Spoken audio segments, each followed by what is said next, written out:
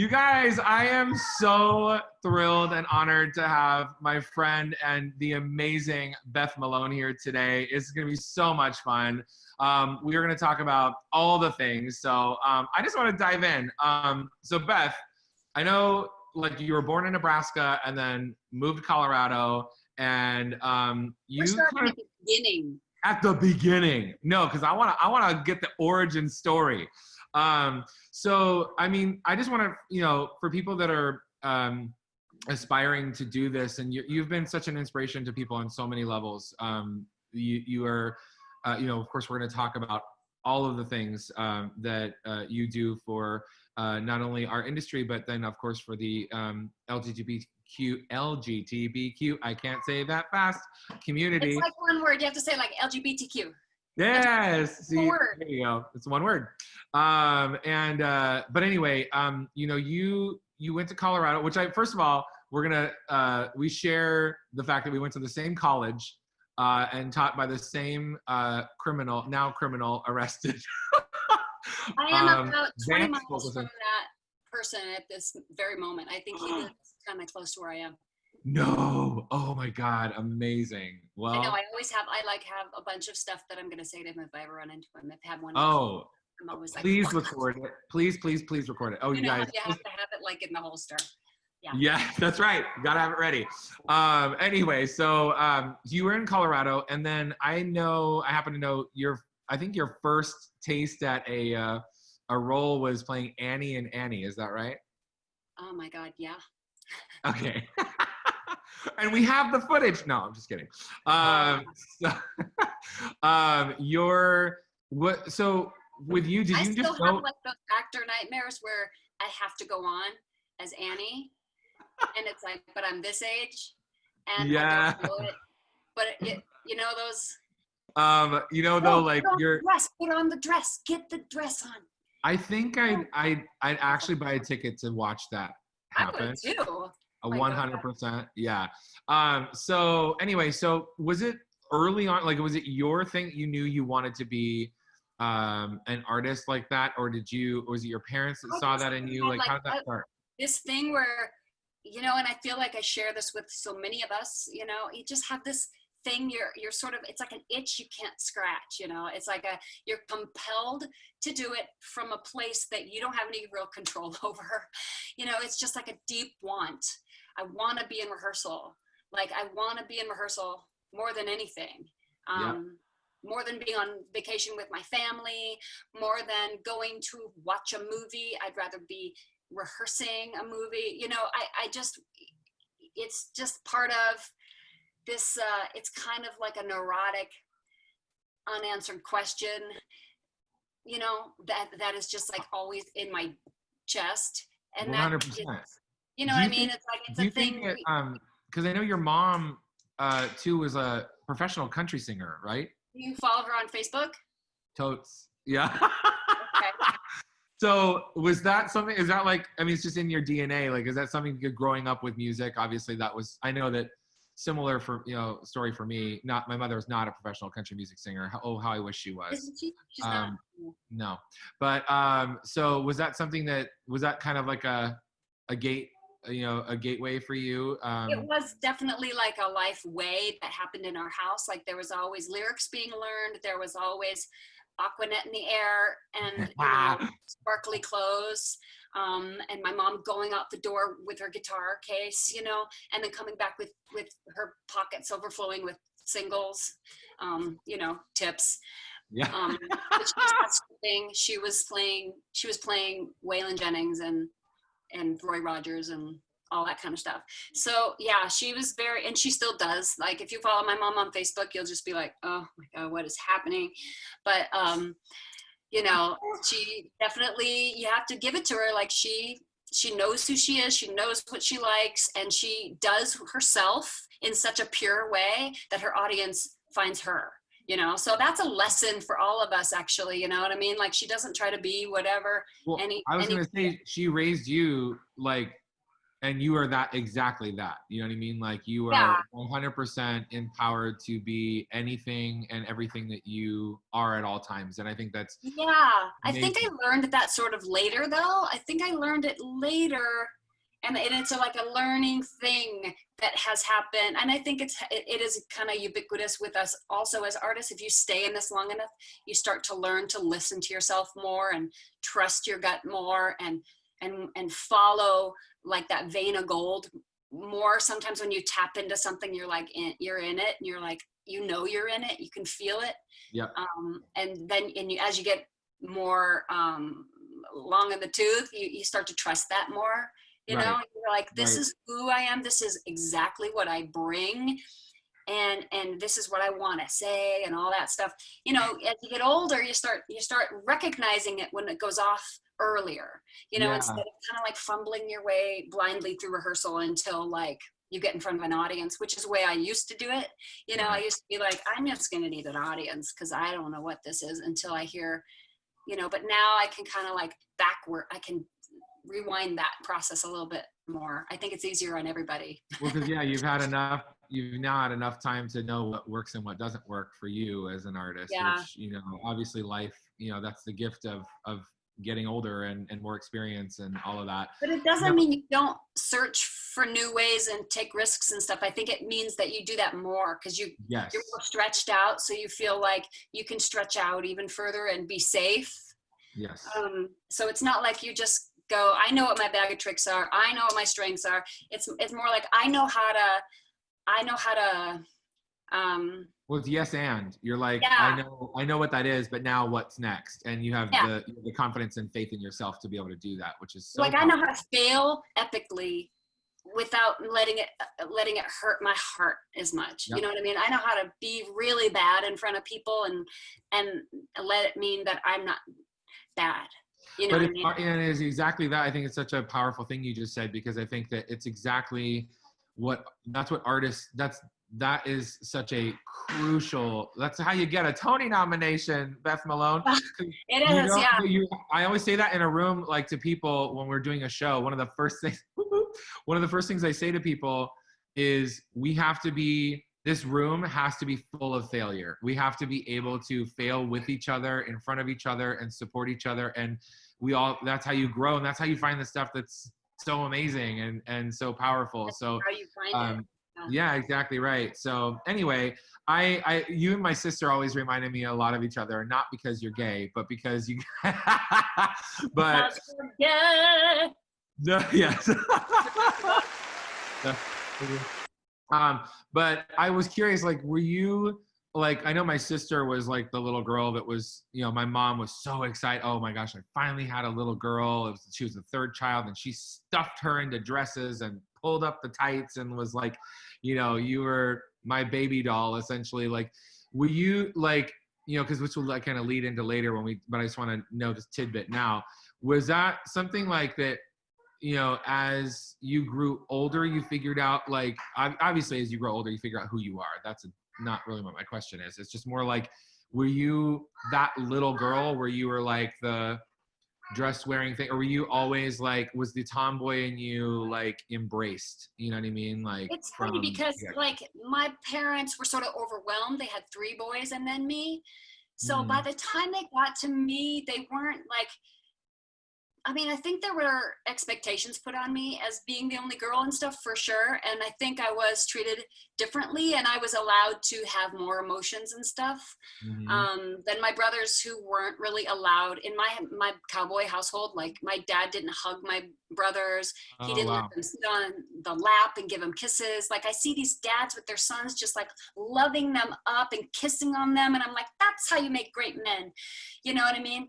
That's how you make a good man. You make a man that's like full of love and able Yep. to receive love and give love. My brothers were like, I'll give you something to cry about. That, you Mm-hmm. know, sort of that sort of Yeah. philosophy. Oh, David Dyer. I can't talk to him right now. I'm on the phone. Let me just tell him. I have to do this thing where I have to put myself on tape after this, singing Oh. songs, and he's helping me. Let me just tell him really quick. Tell him. David, Um, I'm David, I'm in a podcast right now. What is this? I'm in a Zoom meeting. A Zoom meeting, our favorite thing right now. Well, whilst you're telling him things, I want to. So you basically, for you, like you weren't pressured to be something that you weren't. Was that? I wasn't really pressured to be something I wasn't. I didn't really have like a butch identity, so that made it easier for me to sort of pass for a long time. Yeah. As a person who was just scrappy and could really hang. And also, if you wanted to hang with my big brothers, if you got hurt and you cried, you had to go home. So if you got hurt and you were like, doesn't hurt, I'm fine, doesn't hurt at all. I'm fine, let's keep going. Then you got to stay and play. So if you got hurt and you were cool and you could suck it up, then you could stay and play. If you got hurt and you whined about it, then you had to go home. So, and also if you were super cool, you got to go into your brother's room and he was playing the really good music, so I just learned how to be whatever the room required to stay in it. And I really think that helped me a lot as I got older, 100%. Just to be like, be super easy. Don't be the one that's like, I have a question, or I was thinking about me and my character. I would do this because you're in rehearsal with people who are like, let's try to get the room to be all about me for a second. I love working with those people. Aren't they fun? Yeah, awesome. We just had one, the Unsinkable Molly Brown. That was interesting. But there's always one. Even it's being spelt. I love it. But even those kind of people, like learning how to like turn their really annoying shit into something endearing, that's also a skill. And be like, oh, that's just so-and-so. We just gotta love him. I gotta love him through it. You know what I mean? Like, and help him to not be such a douche. This is what we're here for. Like this is also part of like being a good cast member, I think, Yeah. You know what I mean? 100%, because that there's always one. There's always one. Yeah, and it only makes the journey easier, I think, when you do embrace the people like that. You know what I mean? I think you do. Like, you have to, because I've done it the other way where I'm like, oh, that person's annoying. Oh, every day annoying. Oh, annoyed. That's a lot of energy you waste. Oh, so much. And so it's another good life lesson with Beth Malone. Yeah. So skills. Yes. So, it's funny. You and I had a similar thing when it came to our college education.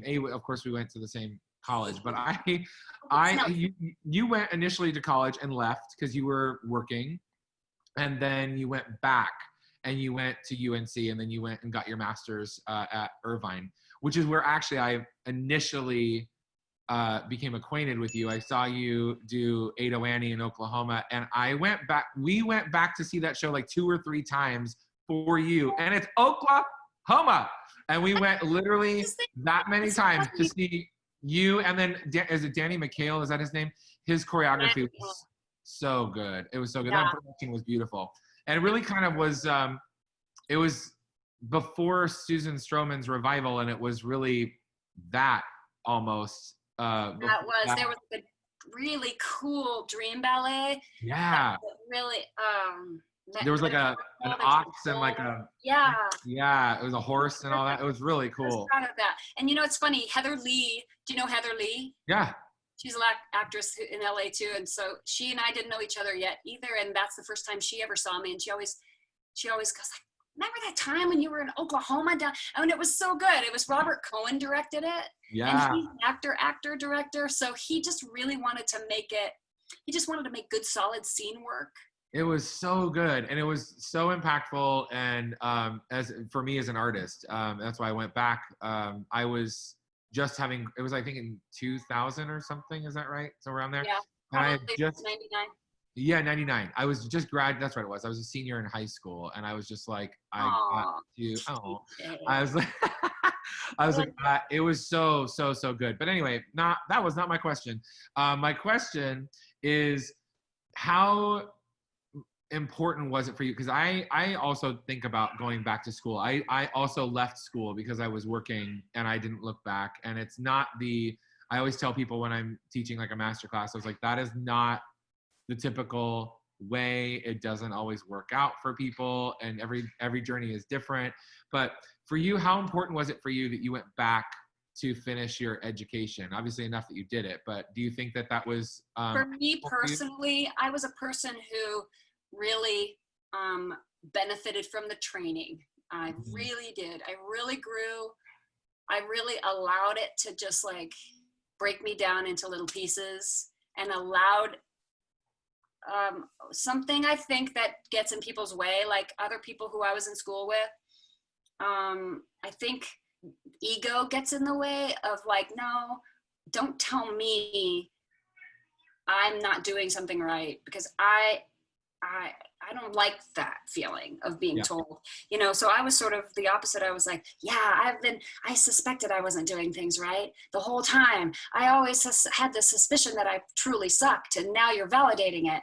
You know what I mean? Like, so that's what grad school was for me. I was like, I walked around there feeling most of the time like I was not nailing it. But I was learning. And then, you know, I think it took me a long time, even after I graduated, to kind of assimilate everything that was thrown at me in those 3 years. But the other thing is like the movement section, the movement portion of our grad school at UC Irvine was run by Annie Louie, still is. And for me, I'm a very physical actor, and I didn't know it. I didn't know that there was such a thing as that kind of theater. And so when you saw Oklahoma, you saw me like seeing how physical I could make it. I was doing these crazy flips and stuff like that. And I learned how to do that at UCI. I learned how to say, like, an endorsement. Yeah, I think of the local programs, they're like hands down, I think, if not the best, one of the best. I agree.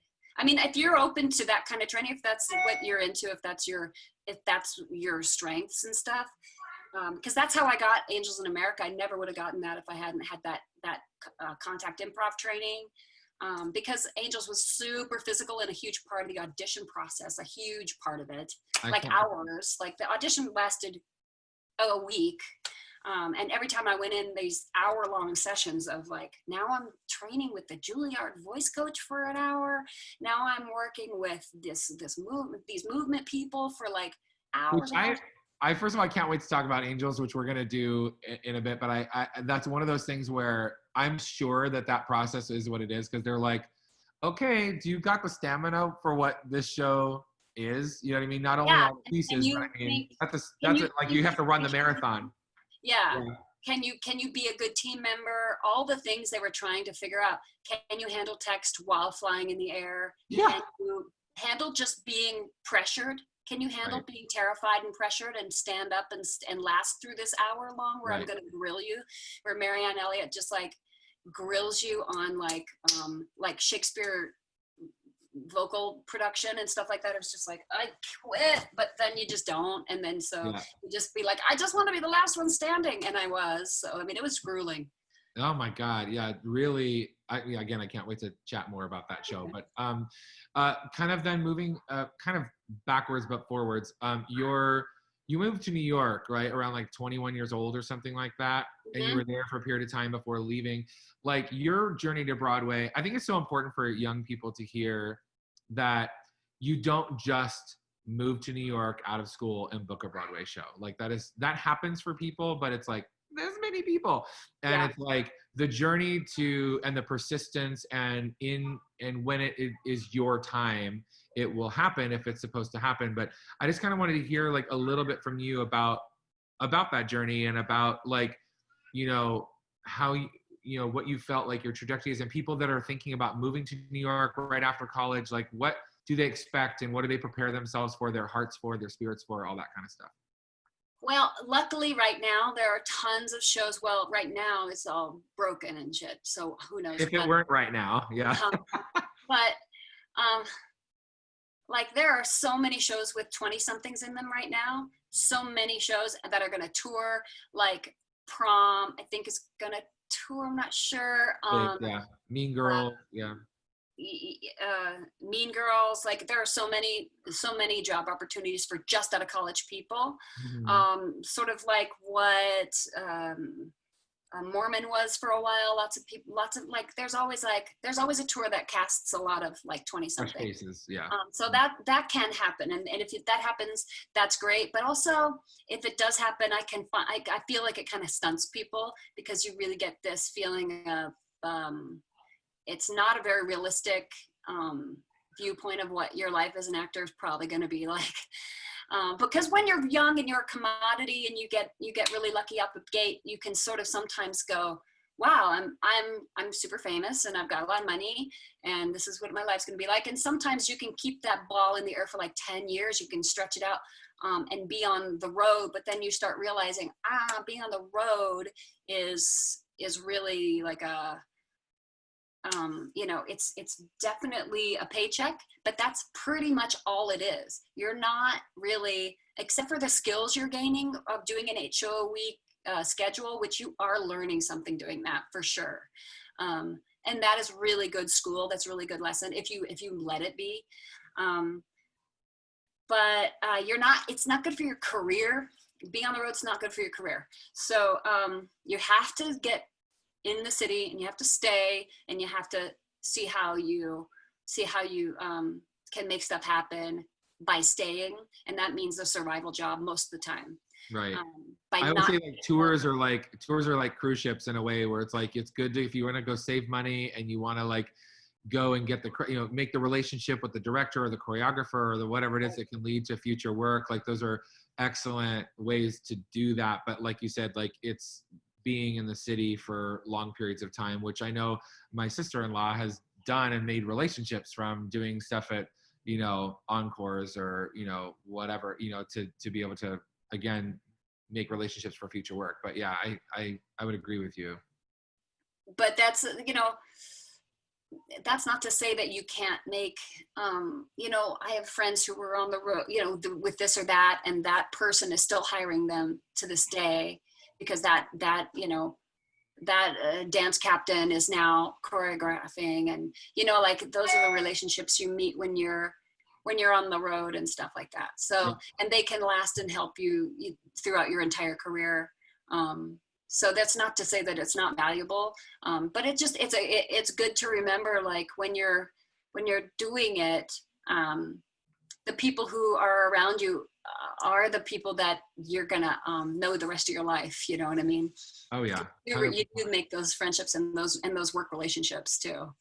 So then, for me, I went without an agent, with an equity card. I had no agent, but I had no idea what I was doing.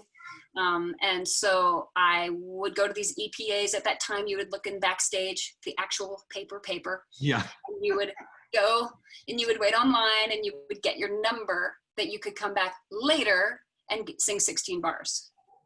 So, I mean, it was it was soul crushing. And I didn't really realize that an agent would make such a huge difference in your life. And in order to get an agent, you have to do something that you can say, hey, I'm in this, come see me. And then you have to have some heat, and then they come see you and they want you and stuff. Like I did a mailing, like a paper mailing, when I was doing something in LA, and I got my agent. And then when I got Ring of Fire, that's when I had like a few agents wanting to assign me, and I jumped to a better agency at that time. And I'm still there. So I'm with BRS, and then I also have a manager now, which I'm always like, oof, it's a lot of money. But I was just thinking, like, as a theater person, you find the manager being necessary? Did that more come with TV and film? It's because I wanted to do TV, that I got a manager. If I wanted to just do Broadway, I have the great agents for that. But I was like, hey, is there anybody looking at like breakdowns for me? And I would get like 3 a year. And then when I got a manager, I started getting like 3 a week. So right. Yeah, very, very different. Yeah.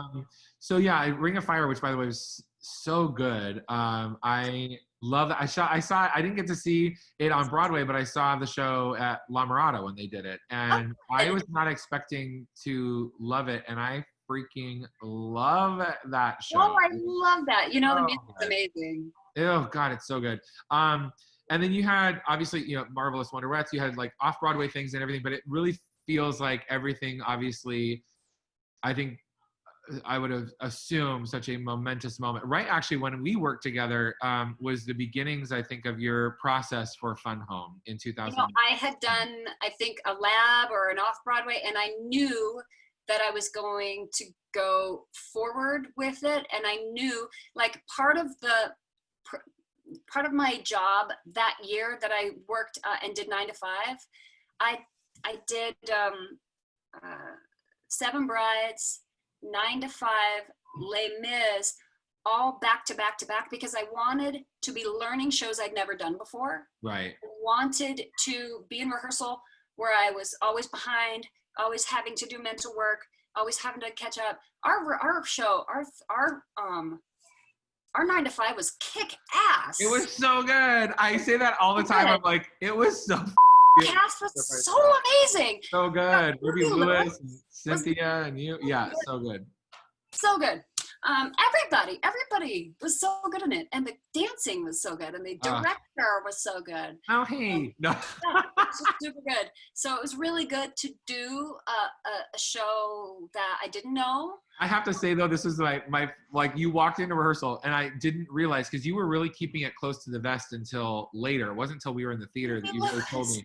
But you walked into rehearsal basically dressed as Allison and looking like Allison. You know what I mean? Which is really, like, very similar to your own vibe anyway. But you were like, don't worry. I put on the drag and it will be fine. Because she was Judy Burnley, which is like the most feminine, soft, you know, super whatever. And I was like, I ain't worried. I was like, I know your work. But, like, it was so funny because it was like one of the first things you said, because you were like in your, you know, Converse and pants. Again, so like Kathleen Marshall, like I was just in rehearsal for Molly Brown, and you know, she's done it with me enough where she's not scared anymore. Right. But, there was a time when she was like, I mean, are we gonna wear a rehearsal skirt, or because you move? And it does, it really does. So it does. You play with those costume pieces in different, obviously in ways, and it informs your character. But also with Molly Brown, like, that's another role you were born to play, because she's like, it's like playing Calamity Jane, but then getting to put a dress on halfway through the show. And it's just literally, which, by the way, that's a role you need to play if they ever do that show. Oh, I didn't know that. Is that a show? It is a show. It actually, they did a European, like, tour of it to workshop it, and that needs to be your show. Wow. Okay. But anyway, it just that whole that 9 to 5. Then we got into the theater, and you were like, okay, like, this is a thing that's like happening, and I'm just not trying to talk about it because I'm super, like, I'm just really trying to immerse myself in this person. And then that's where I found out about Fun Home, and I got the insane pleasure of getting to see you do that at Circle in the Square. And I just have to say, like, my personal experience real quick, because then I want to talk to you about what that must have been like to get to play. I think it was, if not your first, among your first, or maybe your only, correct me if I'm wrong, playing like a homosexual, like, woman. Well, I mean, there was another one, but it didn't make it in, but I did it at NAMT, and then McCullum picked it up and was holding it, and we were trying to workshop it and get it to come in, and then 2008 happened and the world broke. But it was sort of like a Mary Tyler Moore type, everyman kind of lesbian, and I had just been dumped, and I was trying to, like, process my year, and it was funny, it was musical. It was the Breakup Notebook, and it was done on the West Coast also.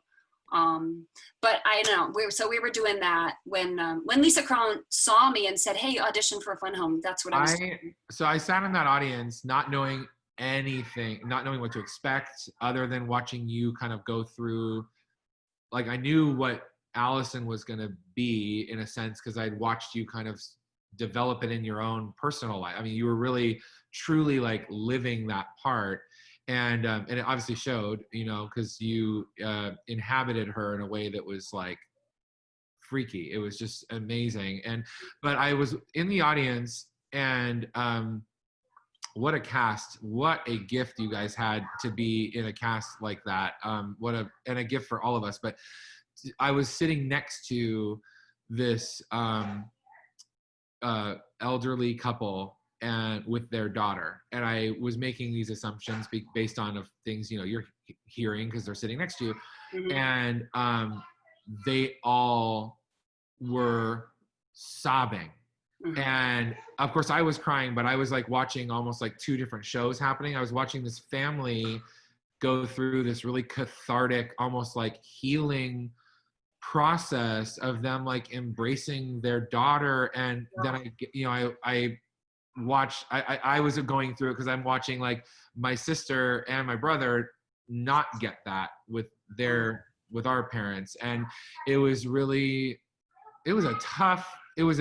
important show, a really tough show to watch, in that it was so important. You know what I mean? It's amazing what it does. And it doesn't seem like it's doing anything. It doesn't seem like anything's happening in Fun Home sometimes.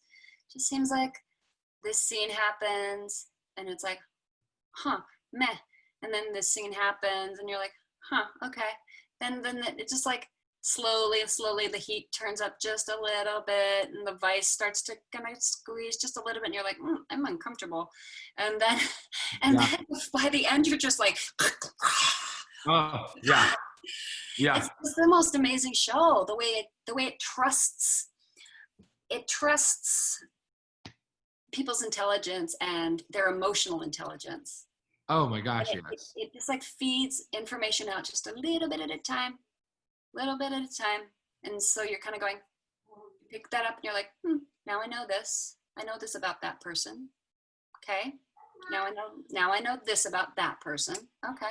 It was truly cinematic. I felt like it was like, this needs to be a film. Like, you guys need to make it a film. It was just like, it was just surreal watching. It was like something like Ryan Murphy would do or something like that in a weird way. But it was just like, wow. And it was just, it was so important. And the slow burn of it, exactly what you said, like as you start to find out who is who and what is what and what's happening. It was just devastatingly brilliant. It was just so good. And you were so brilliant in it. Oh, wow. Okay. I did not realize they were making a film. Yeah, he has the rights. Like, they've got the rights to do it. And Sam is directing it, but they haven't cast the rest of it yet. So. Oh my God. I was about to be like, please, Lord Jesus, because we'll see. Okay. All right. But, you heard it here. No. You heard it here. I'd like it, who knows? I know Allison herself wants it to be at the very least a homosexual, because in the productions that have gone out into the world, like a lot of times it's played by a straight girl, and that's totally fine. But for Allison's money, she just was like, I would like it to be, because there's so much you don't have. I think it's so important. And that's something I wanted to ask you about, because it ties into, you've played more straight people than you have gay people. And you're, you getting to do something so important as this show. And then, later Angels in America, which is obviously so important for the world, but obviously for the LGBTQ community. I can't do it fast. But I think if you flip-flop the T and the B, it's easier. Oh. Do it. Oh, yeah. Try it. LGBTQ. B. Oh, yeah. LGBTQ. Oh, yeah. Well done. All right. I like that. Bye. My work is done. Yes, perfect. Okay, everyone, it's been a great Fantastical Friday. See you later. No. So anyway, ta-da. It was just, it was even seeing you after the show, I didn't even know, like Wanda Sykes was back there and I was like, I didn't give a crap. Yeah. I was just looking at you going like, my friend just did that. Holy crap. It was just, it's truly transformative. Somebody do something so like, you know what I mean? Like when you go and somebody and you watch them do something kind of incredible. I don't know if I'll ever do anything that incredible again, but that was incredible. And I remember that night Wanda Sykes was there. That was cool. But I honestly, it was like one of those things where I was like, I don't care. I mean, it was like, she was standing literally like we kept bumping into each other. And I was just like, Beth Malone, what did I just watch? What did you do to me? What did you do to me? And I was there with Lindsay Mendez and a few other people, and we all were just like, Anyway, it was obviously brilliant and important, and I do hope you get the film. It would be something that I'd like to do it. And should another, happen. I mean, of course I want to do it. Of course I want to do it, but we had such a perfect experience. I almost don't want to touch that. Yeah, 100%. I would understand that, You know, for sure. It's because it will I be don't want, different. the gods to hear me saying I don't want to do the movie though. So just Yeah. nix Yeah. that. She wants to do it, but Do it. but yeah. So then getting to Molly Brown, you were on, doing a show at the time of the pandemic, and like many shows, I remember I saw it devastated me because I could hear the hurt in your post of how the show had to close because of the pandemic. And that was such a long time coming. I mean, that show, the journey of that show to Broadway from Denver to then on out, and Kathleen and you and everyone else that's been involved with it, to have it be so awesome and be well received and have it this great thing, and then to have this happen, I know had to be just devastating. But what was it like being on Broadway at the time that this was all happening? Like, how was that for you and your company? Did you know your last performance was your last performance? No, we didn't know. We were on our way to, I was getting warmed up and getting ready to go. And then the texts started going of wait a second, because some people in the cast were freaking out that we had to go. Because that was the night that all of Broadway went dark, but we didn't have to because we were off Broadway. And we had a house that was underneath the limit, so we could have stayed open that extra week or whatever, but people were freaked out going, you're gonna make me get on a subway and be with people? But these people don't have to, but we do. And I was like, let me call our lovely producers and just have this conversation. And so I came like this spokesperson for the cast and just expressing our concerns, and because I really would have gone on and done it one more time, I have to tell you. And anyway, I did go down that night and cleaned out my dressing room. Instead of going to work, I went and cleaned out my dressing room. And it was really weird. There were some tears because it was shocking. Yeah. It was shocking. And it was just sort of like, I'm crying. I guess this is really, really happening. It's just like, It's bad when Disney closes Frozen. You know what I mean? Like that's crazy. Disneyland closes, it's bad. Oh, I will never forget. And as obviously as we, it's not stating something new. It's the longest it's ever been closed. It's only ever been, even 9/11, it closed for like a day or a half a day or something like that. And of that park just sitting empty. It's so weird. It's like knowing that Small World is still on because they never turned it off. That's just bizarre. But yeah, it's very wild what we're going through. So Beth, I want to talk about, you have a show, a one-woman show called So Far. Yes. Is that available for any, is this somewhere we can direct people to see that, or is it something that's only? I'm gonna actually do it again. I have some links to it. I've never made it public. Hang on a second. I have to plug you in. Yeah, no, that's fine. I'm starting to lose the juice. I haven't never made it public, but maybe I will during this pandemic. But I'm doing it again. I didn't think I was going to ever do it again. Last time I did it, I was like, I've done it, and that's it, and I've done it enough. But somebody wants me to do it because it's a solo show, and that's the one thing you can do this summer. Yeah. You can have a cast of one. Right. So, or if you have a married couple, you could do I do. And that's it. Really, that's hilarious. A two-hander. Last 5 years, you can do. People are married. Or if they're really divorced, maybe. Yeah. You could do. What's the one that goes? Hi, Alice. Hi, Alice. Oh, Bye Bye Birdie. You could totally do Bye Bye Birdie on Zoom. Brady Bunch style. Totally. Yep. So, can I ask you about the Tony Awards? Like, what was that like? Like your journey as a person, as a human, as getting the recognition for playing her in that way. being nominated with the women you were nominated with. What a big It was so year. crazy at that time because I was like fully unprepared to be in those rooms with those fancy people. I just was like, I would just walk up to people and be like, "Hi, Bernadette Peters, you're amazing. You're just amazing. Oh, can I get my pictures with you, Adina Menzel? Can we take a selfie?" You know, like this was me. I was like complete like idiot at the fair. I always said like the nomination was like a golden key to a door that behind the door was everybody you ever wanted to meet. And they all want to meet you. That's the weird thing. It's like, oh, Beth Malone. I was like, you're now a part of the why do club. you know my name? It's like, it was really, really, really so weird. Now I'm sort of like, I guess I'm more used to being part of that community. But then it was just like it was like being thrown into cold water. I was like, wow, this is crazy.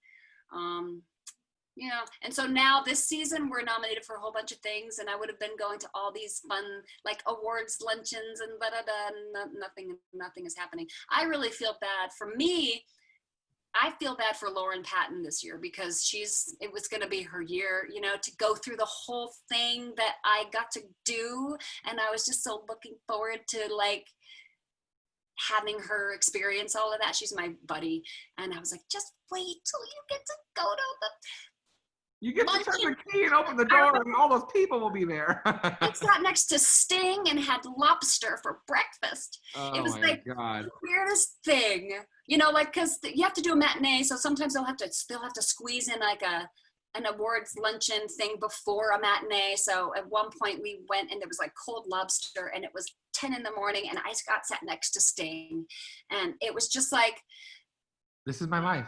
This is my life right now. I just want to just take a snapshot of this moment where I'm eating lobster next to Sting at 10 in the morning before going to do my Broadway matinee. It was like that pretty much sums up the whole experience right there. Oh my God, that's so good. And that It was crazy. But I had to wear a lot of high heels, right. And I ripped my heel, and it took me 18 months to heal my heel. Oh, so don't do that. That's awful. Terrible. So you have, of course, you did Angels, which we've talked about, and I'm sure that was the most intense, had to be probably one of the most intense processes of your Absolutely, career. no doubt. Angels was real hard because it's really hard. First of all, it's like stamina. It's just basic, you know, Grotowski and all of that work where they just make you stay up and they torture you, and then they make you do your work They in the break morning. you. Yeah. And you can't act anymore because you're just trying to survive. Yep. That's what Angels in America was. Wow. That's what it was. And you know what? You get really interesting acting, man. You get really good acting. You don't get a lot of acting. You get a lot of just communicating and listening and waiting and then responding, which is really what good acting is. And lots of times, like, tears are running down your face and snot coming out of your nose because you're just trying to survive enough to get the air in so you can get the words out. You know, it's like that kind of, it was god awful. It's torture, and there's lots of screaming, I wish that they had filmed that for like great performances or something. I was devastated to miss it. You know what? The book on tape is every single word with our cast. Oh my gosh. Yeah. I'm totally going to listen to it. And with all of that gorgeous music, our production had like this incredible score. I've heard that's so thrilling to hear. So if you go on your little Amazon and get that Angels in America book on tape, it's a 7.5 hour journey. I'm 100% going to do that. And it is totally worth it. It's like, and to hear every word of that amazing. Did you guys have to record that, or did they just take the recording from No, we had to go into studio and do it. It was amazing because Tony wrote new stuff for it. So we'd be at these table reads with Tony Kushner, and I would have been totally freaked out if I hadn't been in Fun Home before, because he was around Fun Home from the get-go. He was in the early rooms of Fun Home, like when I was ill prepared for people like Tony Kushner to be watching. But I got a lot more used to having him around because he's Janine Sorey's really dear friend because of Caroline. So he was around a lot, and by the time I did Angels in America, I was okay with being in front of him and acting in front of him. But just being Yeah, amazing. So you're married to your beautiful wife, Rochelle. Yep. And are you guys in Colorado right now? Or Yeah. you are? Yeah. I'm in Boulder right now at my friend's house because Boulder. yay, there's Boulder mountains, because my wife has like this crazy business with her family where they sell pianos, and someone was coming over to look at a piano, and I know that means like lots of ding ding ding ding ding, because ding. they have a piano gallery in their house. Amazing. So I didn't I'm so glad that you're in a place where you can have a yard. And I mean, like, literally, I pray for all of my friends who are doing this in New York, because I cannot, especially those with children, I cannot imagine. I can't either. I mean, that's like hell. I don't know how people are going to get divorced. I feel like there's going to be I have a friend who's legitimately going through a divorce because of the quarantine.